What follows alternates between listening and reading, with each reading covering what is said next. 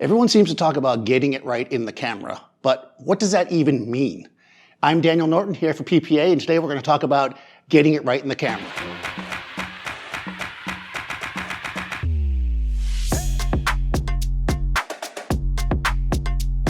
Welcome to my studio here in New York City. I'm here with Katie, and today we are going to talk about getting it right in the camera.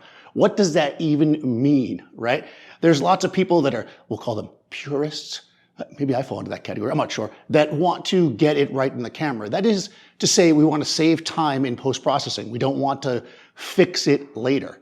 One of the things that I will say is that when you're going to use a lot of post-processing, or any post-processing, like in Photoshop, it should be intentional. That is to say, you're shooting it to post-process it later, not you're having to recover something that you messed up. So we're going to talk about that. But the first thing I want to talk about is setting your exposure correctly, because I think that is one of the most important things. If we get a great exposure, that will save us a ton of time later. So we're going to walk through 3 different ways to get an exposure using a flash. Then we're going to talk about color, and then we're going to take some portraits, right? That's what we're here for. Okay, so let's do it. So the first way we're going to do it is the worst possible way. You got to get the worst one out of the way to start off with, which is if you don't have a light meter and you don't have TTL, which I'll talk about in a second. How do you even use a flash? Here we are. I have this ProPhoto softbox, 2 foot by 3 foot, and I'm going to set it up like this because that's what they tell you to do in school. You know, kind of put the softbox there.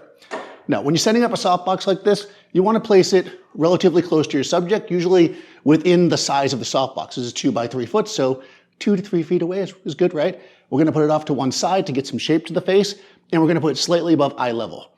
But how do we set our exposure? Here's the thing. When you are using any kind of metering system and you are outside, let's say, working with the sun, the exposure of the environment tells you how to set your camera.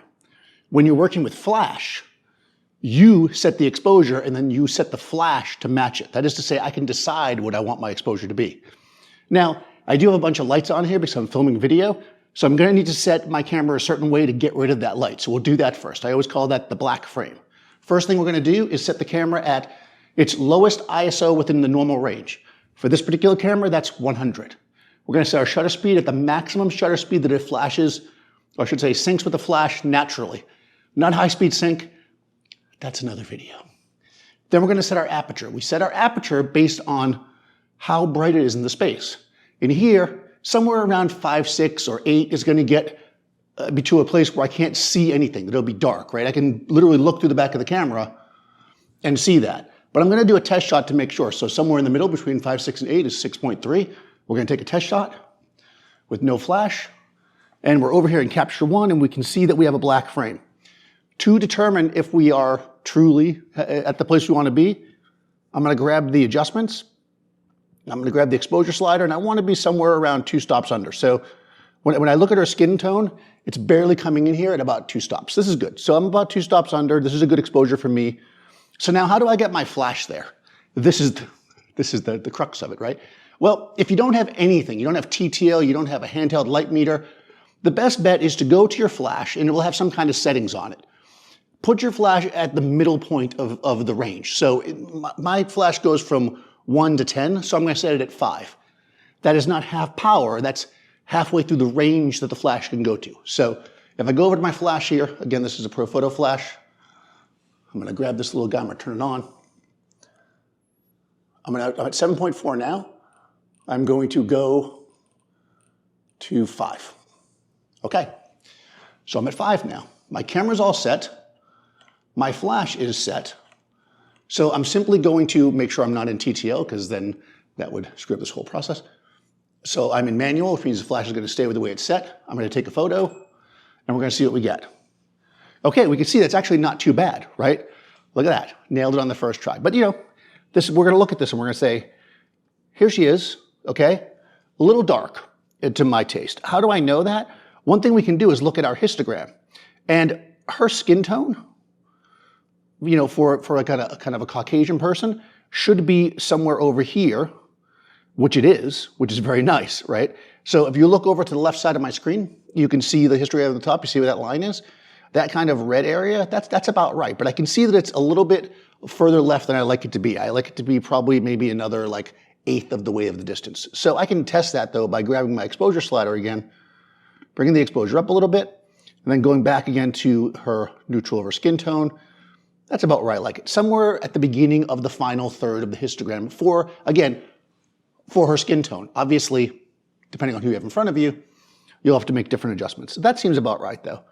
So I'm looking here, let's see, that's about half a stop. So I'm going to erase that adjustment I just did, and I'm going to go over to my Photo Light. And I'm at 5. So to give one stop of power would be to go to 6, so I'll go to 5.5. You know, let's go to 5.6. 5.6 is always a fun number. And I'll actually put this back down in the right spot this time.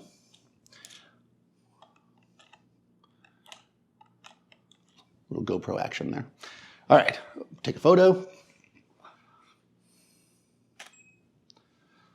And there we go, right? That looks pretty good. This is, we can compare the two of them. And we can see here that her skin tone is much nicer. Again, this is not bad. And in post, I could have very easily brought it up a half a stop and been good to go. But again, I want to start with the most perfect image I can. So this is the correct exposure. This is where I want to be. So that wasn't too hard because I'm in a confined studio, because I know my gear, because I have somebody in front of me that I know. But what if you stepped into to make a quick portrait in a random spot? Then using some kind of a meter is going to make your life so much easier. So we'll start with handheld meters because that's what people often ask about. So I have over here a Sekonic meter. And the way that we use a handheld meter is pretty simple. You dial in some of the parameters and you let the meter tell you the rest. So that is to say, for flash, in this case, I'm going to put in my shutter speed and my aperture, or my ISO rather, and it's going to give me an aperture. Now, of course, again, I could, going with the idea of what I said earlier, I could just set the camera to this, whatever it gives me for an aperture, but if I do that, then I might not be able to eliminate the light in the space, right? So what I really want to do is make the light equal 6.3. So the way I'm going to do that is I'm going to take this little guy off my camera. Now, of course, we already just set the flash correctly, you know, in theory, right? So this is not going to be that hard. I'm going to, instead this time, I'm going to go all the way up and set it at 8.5. So I have the flash set at 8.5 now. And what we can do is, we know that's going to be overexposed. I mean, I'm not going to take a shot. You know that's going to be overexposed. What I'm going to do is I'm going to come over. I'm going to take my flash meter. I'm going to press my button to get it ready. I'm going to point it towards the light source, close to her face, because that's what I care about the exposure of. And I'm going to look. It says 12.7. So I guess I could set my camera to 12.7, but again, I don't want to set my camera to 12.7. I want it to be 6.3. So what we can simply do is dial the light down until we get the right exposure. So that's, again, about, we know where it's going to be, right? A little over 5, but we'll dial this down to 5.6, which is where we had it before. And I'm going to then meter it again. And this is actually giving us 4.5, which is interesting. And this goes to my next point. The flash meter is telling me, it's changed when it changed. The flash meter is telling me 4.5, which means it's saying to me that I should add more light to it. However, if I do that, I think we're going to be even more overexposed. But you know, let's listen to the meter for a second. So 4.5, which is basically a stop down. So I'm actually going to bring this up to 6.6. Okay, I know I'm throwing a lot of numbers out there. The flash was set at 5.6. That is, the power of the flash is 5.6. Don't confuse that with the f-stop. The f-stop we're getting is 4.5, okay? We want f-stop 6.3. This is why photography has a lot of math in it. Don't worry, we're gonna get to the easy part. Basically, the difference between 4.5 and 6.3 is one stop. So I raise the power of the flash to 6.6. This should give us the correct exposure on the light meter. And it does. I'm not sure if you can see that or not, but that says 6.3. Okay. With all that done, we're going to put my remote back on top of the camera, and we're going to take a picture. And we're going to compare this to our kind of guesswork portrait. Okay, we can see it's brighter, just like I said it was going to be. Now, if we look at her skin tone, to me, we're a little on the hot side.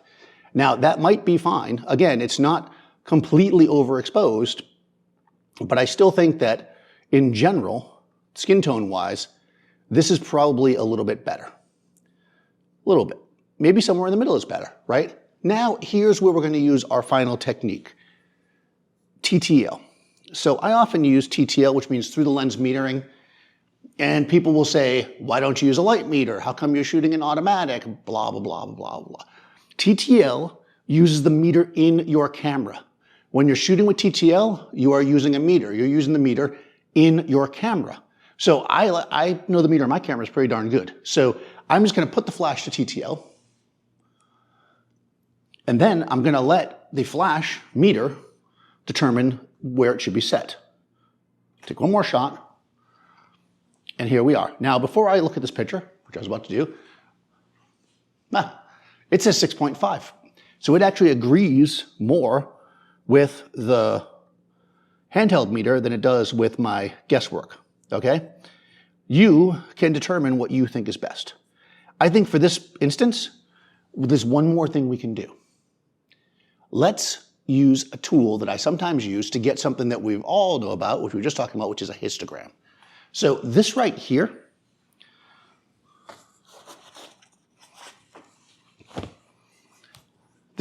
is a digital target. Different people make them.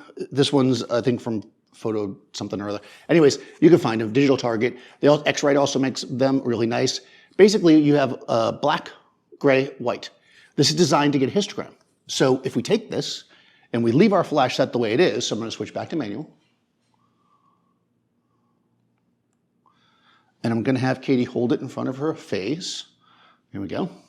And then we're going to take a shot. Now, the reason why I did not switch to TTL, again, I switched off of TTL is I don't want the flash to change power, right? I want it to, perfect, she's hiding. So now it also has a little reflector on the back.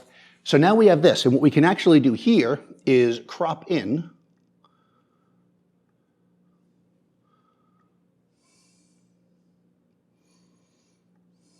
to our digital target. And again, this is set where the TTL said was correct. And we're going to look at our histogram. Now look at that beautiful histogram, right? We can see we're a little bit to the right, which I prefer personally. And we have nice even distribution of the darks, the lights, and the mids. Again, you could argue that this point right here, right, where I'm looking over here to the side, this little tip of the red, which would be her skin tone, is a smidge more to the right than I'd like it. But you know what? I'm going to actually go and trust with TTL that this is the correct exposure. So now we have the correct exposure. We can also consider color. What is correct white balance? And people will always ask me this, and there might be somebody looking at it right now and saying, how come you have your white balance set at 5,000? Well, through some practice and doing a bunch of photo shoots and shooting raw, I've determined that with this camera, this Nikon, and with the ProPhoto lights, that gives me the closest natural skin tone that I like. And I say this because just like the meter and the TTL and the guessing all give us something to start with, so does the color, right? The color that you choose is up to you. You might want it to be a little bit warmer or a little bit cooler. If you are shooting something that is super color perfect, it has to be right on like a product, you should use an X-Rite color chart with all the different colors on it. Don't trust anything else but that. That's the way you do it for that kind of work. If you're shooting a portrait, you want the person to look great, you know, and that might mean cooler or warmer or with a tiny bit of green, depending on what you're going for. But if you want to do a custom white balance, you could come down to the image of the photo target. This one happens to be neutral as well, and we could get a white balance off of it. So we could just click over here and capture one, and boop, click on that. See, it's telling me to make it much, much warmer. And that might actually be really nice. I think also my chart's a little bit old, so that's why we're getting inconsistencies. But let's just take the middle of the gray. That looks warm to me, but you might love this. So let's take a quick shot like this. By the way, Capture One will keep any changes we make. So it should automatically dial it in, but we'll check that to make sure. And again, I'm in manual. I haven't changed back to TTL. See, it kept the crop and everything. Now we have a square crop, no extra charge for that.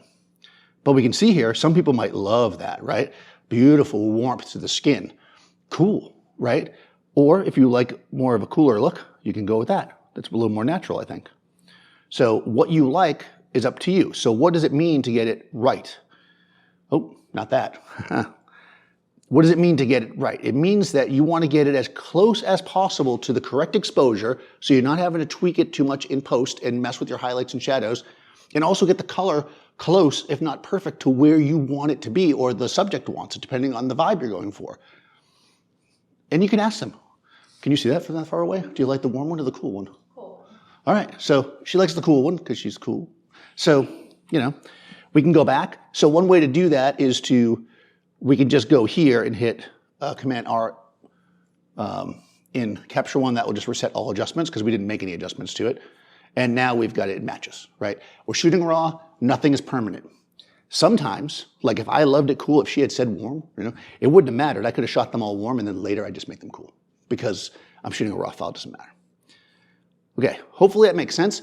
And by the way, you may notice as well that without the flash firing at all, the background would have been black. So clearly we're getting a exposure on the background. This is darker than the background is in life. You can see that because the flash is further away. So we could light the background. How do we get an exposure on the background? Well, let's throw a light on there and let's set that up. So simply, I'm not going to light this beautifully. I'm just going to kind of throw a light on it just to kind of show you. This is another Profoto light. I'm just going to throw this on the background. There's a lot of ways to do this. You could have her step out and use TTL to set the exposure if you want it to be perfect.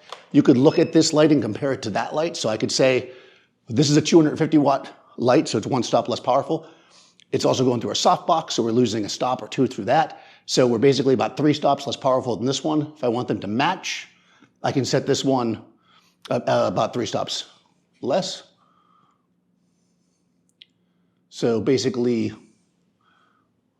6.5 would be 5.5, and then 4.5 would be 2. That'd be 2 stops. 3.5, and that should give us roughly the same exposure. Again, it's not going to look the same. It's not her skin tone.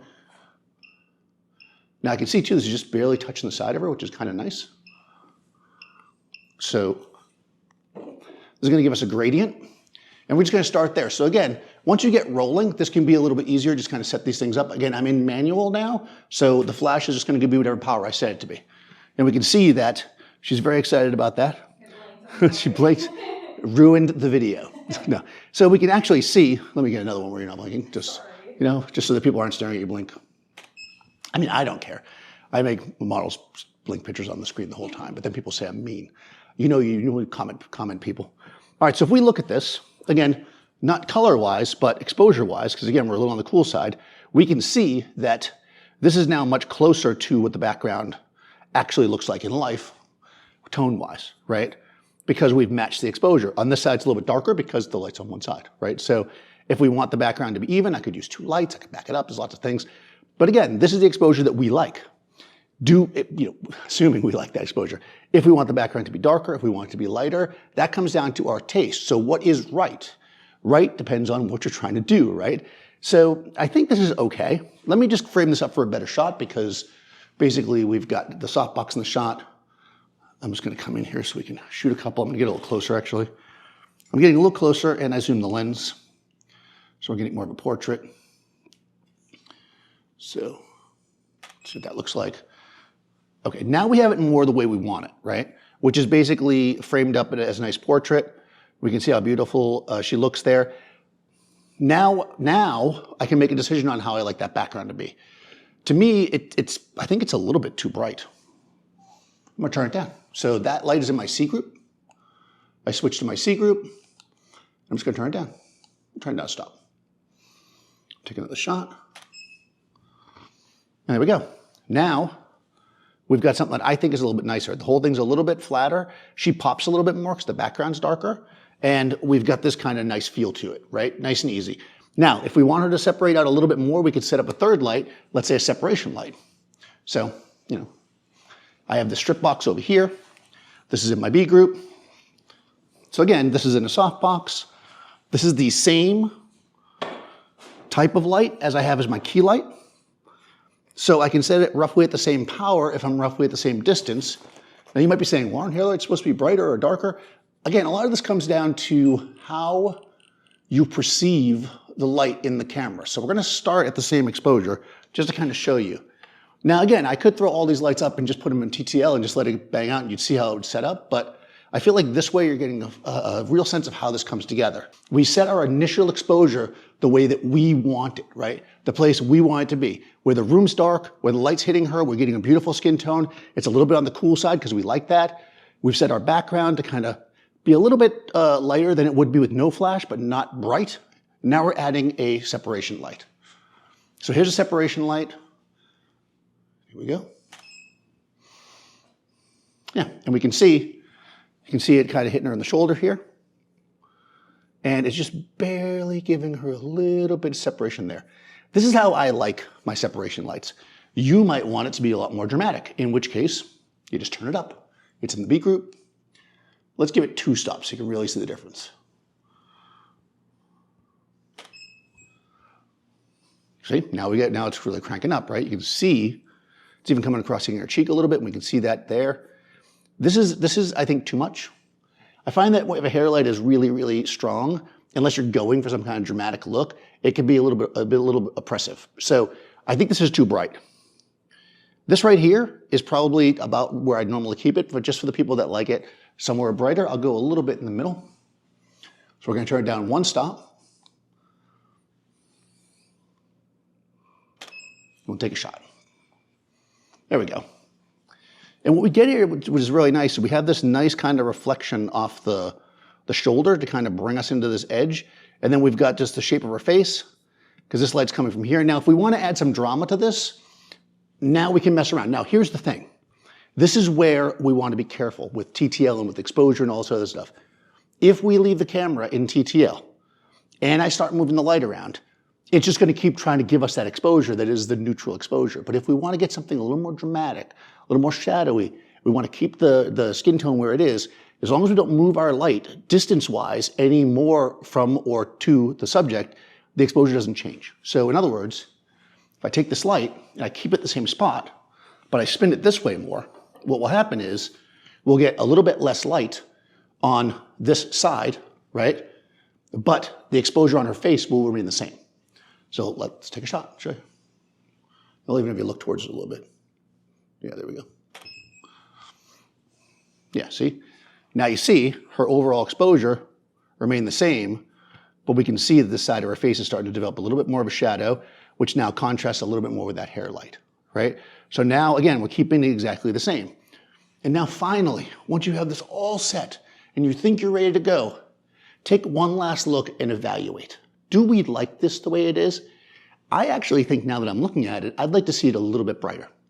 Even though it's correct, I think it could be a smidge brighter just on her face. So I'm going to actually take the A light, which is the face light. I'm going to turn it up 1/3 of a stop. I'm going to take one final shot. Yeah, there we go. That to me works really well. Our hair light is not overpowering, so when it does come across, it's not making any kind of a distortion on the face. Her face is popping, the background's nice and even. Let's take a few shots like this.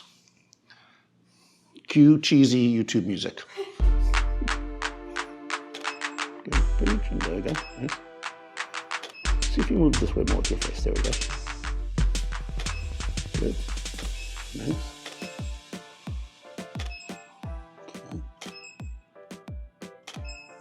One more. Good. Nice. Right in. Boom. Okay. So we can see that we're getting some variation in expression, but the light's staying nice and consistent because I've turned it to manual, nothing's changing. It all works out really, really nicely and clean, right? That's what we're going for. We're thinking about what is the exposure that we're looking for? What is the thing that's going to require the least amount of processing once we get it into our computer? Mine's already in the computer, but you know what I mean.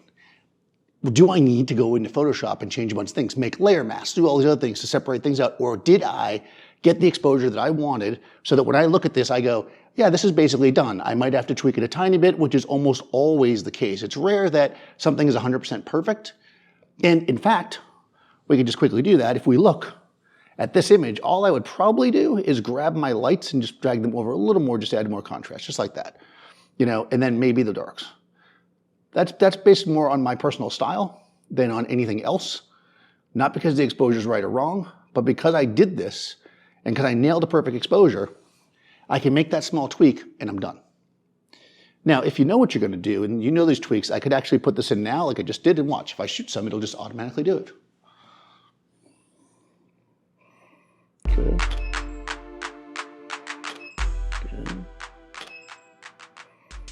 Actually, turn a little bit this way. Just see what happens if the light really hits you.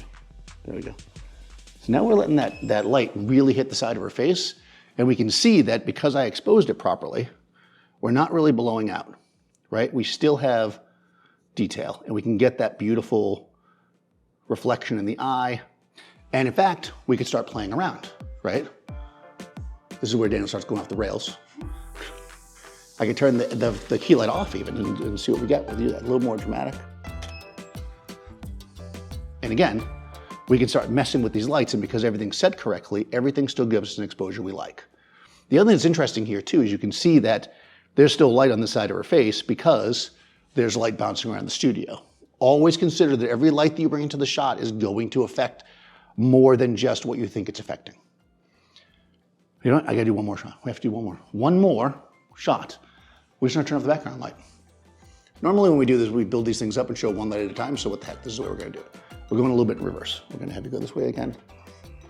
Chin up a little bit right there. Powerful, good. And that's gonna give us even more drama, because now we're just lighting with that one light from the back, really bringing in that. And again, you could adjust these to any, what is the right exposure here? Let's say that you love this, but it's a little bit too dark. Well, that A light that was the right exposure before is now too dark, so we turn the A light back on, but let's say we turn it down, 2 stops. And now we're forming another shot, right? And we're adjusting based on our knowledge, what we like, where things are coming in, right? Now we've got more exposure here. Now it's a little bit darker. Now the whole thing starts to blend together in a darker shot, right? And we can really start to really mess with how we do this. So hopefully that was useful. Let me know in the comments below if you have any questions here. Does this make sense to you? Is this how you do it? Do you ever just guess the exposure? Do you use a handheld light meter? Do you use TTL? I suspect a lot of people use TTL, but maybe not. Let me know. I know a lot of people are intimidated if they don't use flash a lot and they wonder, like, what is the best way to get the exposure? Well, the key here is to get it as close as possible to what you think is correct in camera. Make sure it's in the dynamic range in camera. So when you get into Photoshop or whatever else, you can do all the manipulating you want and you won't worry about it. Thanks PPA for having me on for this video. Make sure you subscribe to the channel. Just leave a comment below. Check the description for links and stuff like that. I'm Daniel Norton. This is Katie. I'll see you next time.